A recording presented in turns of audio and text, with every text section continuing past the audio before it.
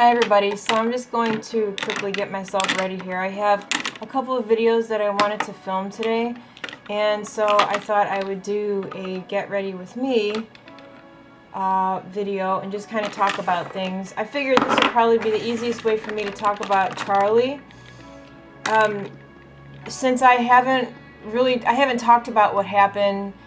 I posted that video on Christmas Eve about Charlie, and he wasn't doing too well, and then it was like all of a sudden he perked up and everything was fine, and I was like, alright, cool, you know, we're kind of over the hump here.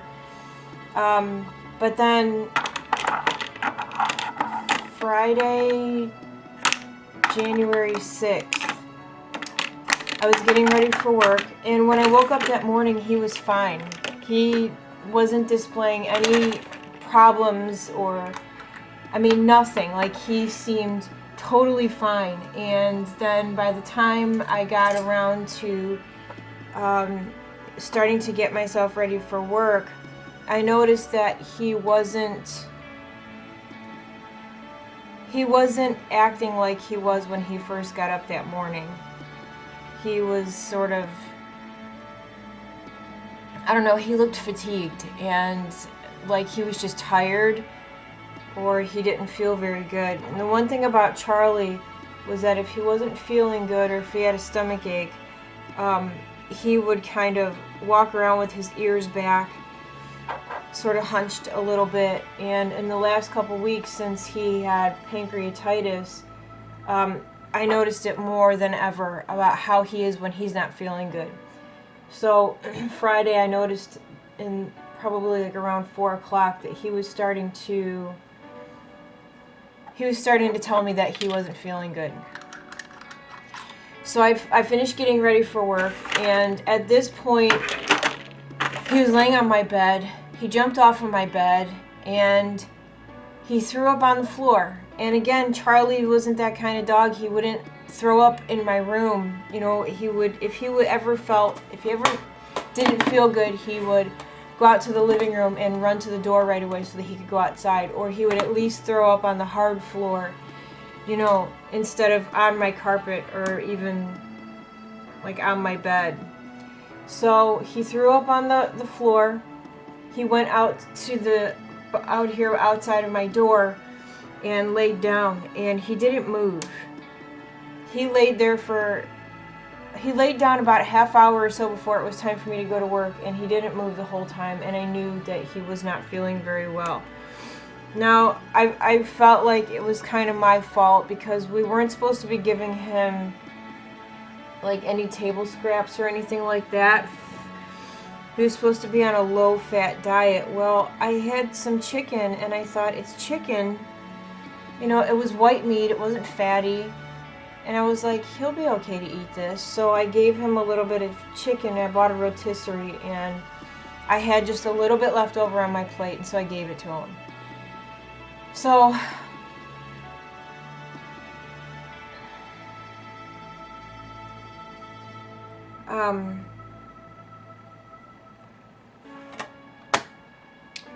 I was getting ready to leave, and I didn't try to make him get up. So I walked over to him and I pet him and told him he was a good boy and that I loved him. And I left. Went out to the car, realized I forgot something, came back in. He was still laying in the same spot. I thought maybe he would have gotten up, but he didn't. And so I walked over to him again. I pet him. I didn't have any idea that that would be the last time I would see him. You know, like, I didn't have any kind of inside feeling or anything like that. I just thought he, you know, wasn't feeling good and that he would be okay like last time. So I got up and I walked to the end of the hallway and I turned back around and looked at him and I told him I loved him again, and that was it. So I was at work and I get a phone call at 3 a.m. from my son, my oldest son, and he was kind of in hysterics. And basically Charlie died at 3 o'clock in the morning in my son's arms. So it is now, what's today? It's the 11th. And I miss Charlie. I miss having him around. I miss vacuuming up his dog hair. Charlie, of all the animals I've ever had in my whole life, was the most special dog. He was a good dog, and he fit in well with our family. Charlie was the best dog I ever had, and the longest I ever had an animal. So it's very difficult, you know how it is if you have pets. It's hard to say goodbye. It's hard to let them go. So that's what happened. That's what happened with Charlie. I think my next animal is going to be a horse because they live a long time. It's really hard, you have and Charlie wasn't a pet. Charlie wasn't just a pet to me. Charlie was like my kid. Charlie was the baby before Wyatt came along. Charlie, I should go find the pictures. Charlie would lay with me on the couch when I was pregnant with Wyatt, and he would like spoon with me. He'd lay around my belly. He was my baby. Daisy, like I said before, if I had to guess Daisy's age, I'd say she was anywhere from 8 to 10. She's got gray hair around her mouth like Charlie did. But we have no idea how old she is. But I'd have to say she's getting up there. But she'll live longer than Charlie did because she's a smaller dog. I don't get it. But I think my next animal is going to be a horse. It's going to live in the house with me.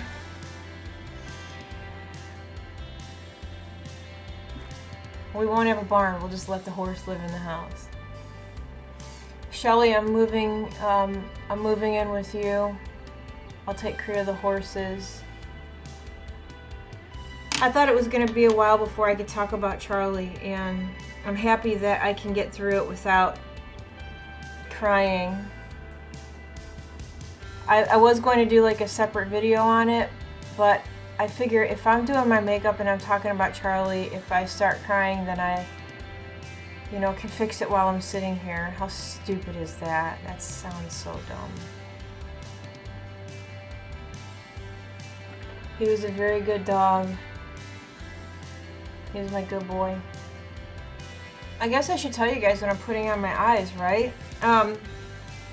Today's All Feather River Body, with the exception of my base. It's soft ochre from MAC, and through my crease, oh my gosh, excuse me, through my crease I used Peach Crush. Come on, focus. That's what Peach Crush looks like. And then in the outer corner I used Old Town, which looks like that. I can't even tell if it's focusing. I almost feel blinded because I'm sitting in front of my bedroom window. Then to darken that up a little bit more, I used Dark Chocolate, which looks like this. Very pretty. I'm still so bummed about my camera. How stupid. For my lid color, I don't know what I'm going to do. At first I was going to use this. This is a gorgeous color. It's called Pixie Dust. This is a gorgeous, gorgeous color. I mean, it's beautiful. And I don't know what to do. I kind of like, don't I look like an alien without my eyebrows on? I don't know, apricot is so pretty too. Nah, I think I'm gonna use Pixie Dust. I'm gonna go with what I wanted. So I'm just gonna use my finger. Her stuff is so pigmented. I just swirled my finger and look at that.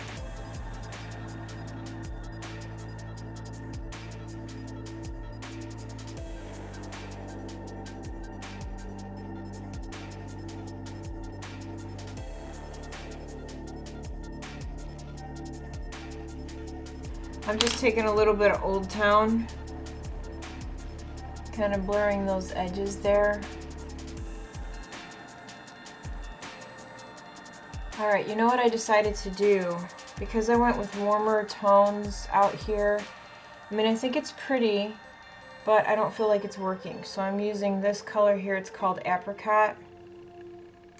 And I'm just using my finger and putting that on right over the top of Pixie Dust. It's funny, I was never a fan of putting on eyeshadow with my finger, but I feel like certain formulas just work better with your finger, as in like lid colors.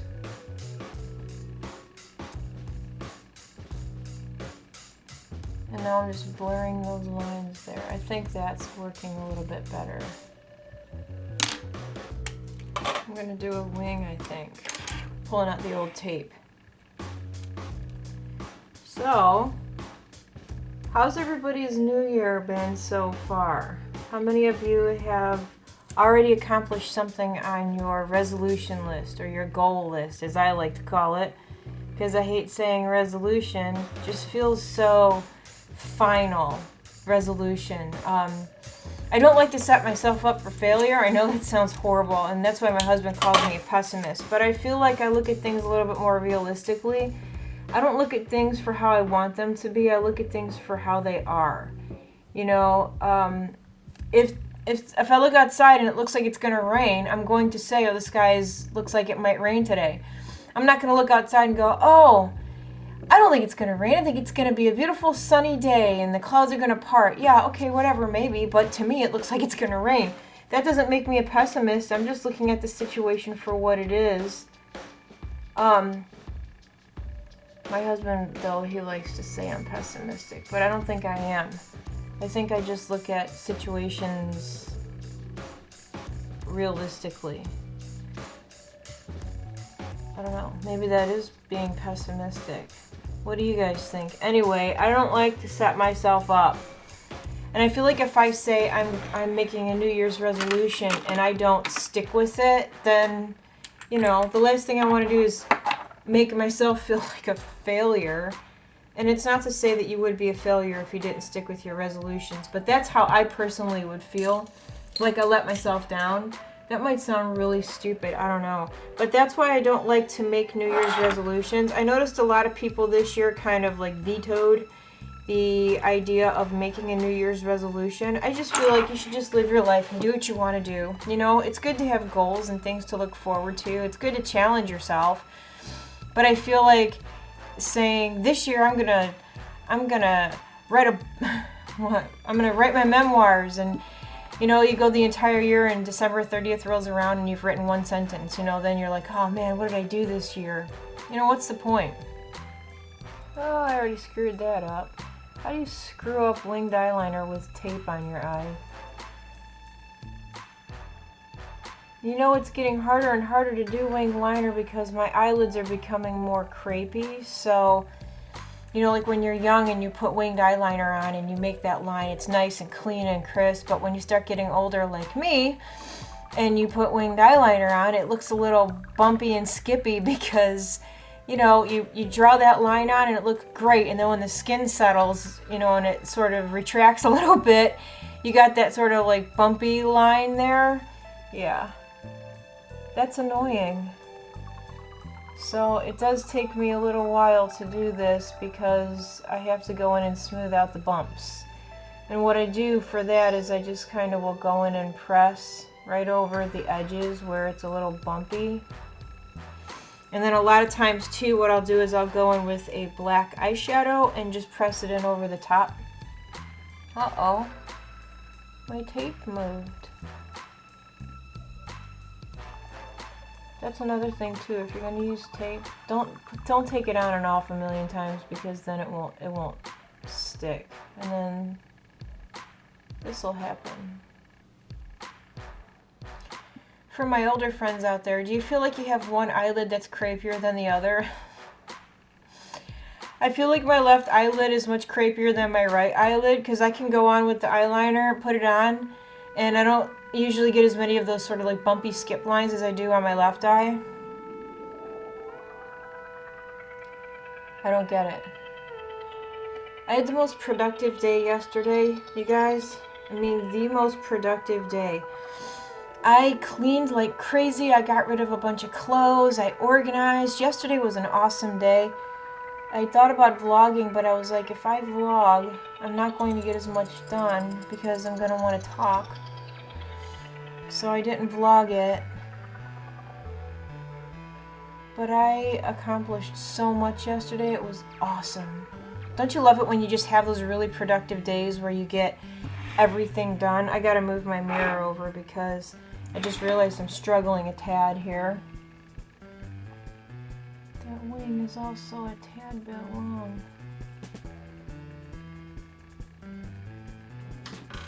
Hi, Do. Do. My door just opened, but no dog. You know, the other day, my bedroom door opens pretty easy, okay? So even though I close it and it's latched, you can still push it open without touching the doorknob. So Charlie would just come busting into my room all the time. Like, I would have the door shut and he would just burst right in. Well, day before yesterday, I was sitting in here and I was doing a little something with my face, and obviously my back is to the door. Well, I hear the door bust open, and for a microsecond I thought it was Charlie, and I turned around and my husband was standing there, and I was like, oh. And he looks at me and he's like, oh, and I'm like, Charlie used to just bust in like that, because he didn't, when my husband came in, he didn't make any noise, he didn't say hi or nothing, he just like came right in. I hear her little pause. She's so funny. She's been acting weird too, kind of. Almost like she doesn't know what to do, you know? We decided to keep Charlie's dog bowls, and we got rid of Daisy's. And so, because Charlie's dog bowl was lifted up off the ground, and it's better for them that way. Excuse me. So, and I still have a bunch of canned food left over from Charlie because I couldn't, he just got so used to eating canned food that we just continued to give it to him. Well, I took a can, opened it up, I gave Daisy about half the can, and I put the bowl back in the stand, and she just stood there, and she wouldn't go up to it, and like I moved out of the way and I said, go on, and she wouldn't, because she knew that was Charlie's bowl. So my husband had to come over and like physically pick her up and put her in front of the bowl. And she stood there and she kind of looked up at us, and we were like, go on, it's okay. Even last night when I fed her, she kind of stood there for a second, and I said, it's okay, go on, go eat. I feel bad for Daisy. She lost her friend. Anyway, I got that skip there, and it also makes my wing look a tad bit crooked too. But in all honesty, you guys, I'm not going anywhere today, so if my wings are a little bit crooked, that's another thing too. For those of you that try to achieve perfection with your wing, good for you, and I applaud you for your perseverance. But I've gotten to a point now where I am so through stressing about whether or not my wings are perfect. I don't care. Honestly, I don't ever have anyone standing that close to my face to where they can look at my eyes, number one, or like look at my eyeliner and make sure it's symmetrical. That's number one. Number two, I work at night. Like when I wear makeup, I work at night, so I'm not around people a lot. You know, nobody's looking at my makeup. Occasionally a patient will, but it's dark, so they can't tell, you know, if my eyeliner is completely symmetrical. Although I feel like nowadays, and I've said this before, I feel like nowadays there's so many people that are into makeup that I feel like sometimes, depending on where you're at, you are sort of being scrutinized. You have people looking at you, especially like if you go into Sephora. You know what I'm talking about. You go into Sephora, right, and you're standing at a displayer, and you're looking at some stuff, and you kind of got your head down, and you do one of these numbers because you just noticed that there's a girl standing directly across from you. And just as you go like this to look up, she's looking at you. You guys make eye contact for 0.23 seconds, and then you kind of look down. And within that 0.23 seconds, you have already scanned her entire face and picked out everything wrong that she has done because she's doing the same thing to you. Isn't it funny? I think it's funny. I really don't care. Honestly, to tell you guys the truth, to each his own. I don't care how someone wants to wear their makeup. If someone wants to ask me for help, I'll help you. I don't have a problem with that. But I would never, like, go up to somebody and say, holy crap, you need a makeup lesson. I don't care that much, you know? I do. I do. Hi. Come here. Say hi.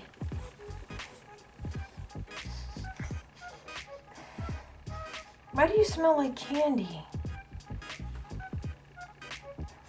You smell like candy. What were you eating? Huh? She smells like candy. That's so weird. See the gray around her mouth?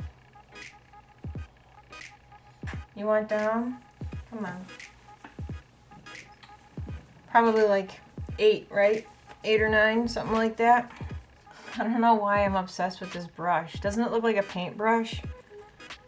It's huge, but I like it. I think the reason that I like it is because it kind of shears down any bronzer that you would put on. And I can cover a big space in a very short amount of time. These are the Bedellum brushes, the ones that I stole from my friend Vanda. I commandeered them from her house. She knows about it. She was sitting right there. I don't want anyone to think I was like thieving. I hate this powder, I'm not gonna lie. This is MAC's Golden Bronzing Powder. I hate it, but I'm using it because I want to use it up. I'm just gonna put my hair in a ponytail. I just realized that I am supposed to be looking for a doctor for my husband, so I am going to go do that. But I'm just gonna put my hair in a ponytail.